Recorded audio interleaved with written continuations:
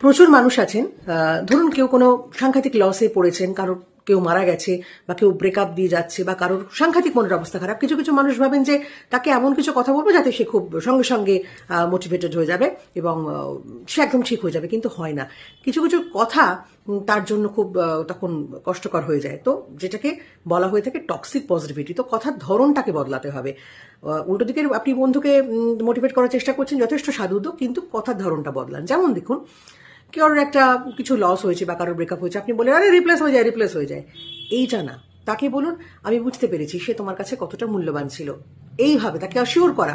দেখুন, সবসময় যে মানুষ শুধু সাজেশন চাওয়ার জন্য আপনার কাছে কিছু শেয়ার করছে তা কিন্তু না। প্রচুর সময় মানুষ ভেতর থেকে কিছু কথা বলতে চায়, সাজেশন চায় না। আবার ধরুন যার যে কষ্টটা, তাকে সেটা ফিল করতে দিন, তাকে সেটা রিয়েলাইজ করতে দিন, তাকে কাঁদতে দিন, প্রয়োজন আছে। আবার ধরুন এই কথাটা, আরে tough time, we have to move on, আমাদের মুভ করে যেতে হবে, আর চলো চলো চলো চলো চলো, এইটা না।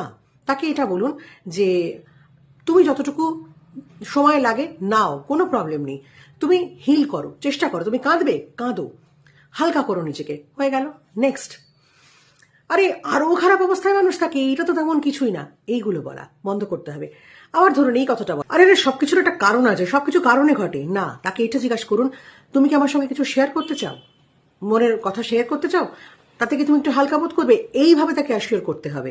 সুতরাং আপনার উদ্যোগটা সাধু হতে পারে, কিন্তু যে কথাগুলো বলছেন তাতে সেই মানুষটার হিলিং হচ্ছে না, তাতে বরঞ্চ তার আরও কষ্ট বাড়ছে, একটা অকওয়ার্ড সিচুয়েশন তৈরি হচ্ছে। সুতরাং কথার ধরন বদলান, দেখবেন কাজে লাগছে, আপনার পজিটিভিটিটা কাজে লাগছে, সেটাকে ভালো কাজে লাগান। ভালো থাকুন।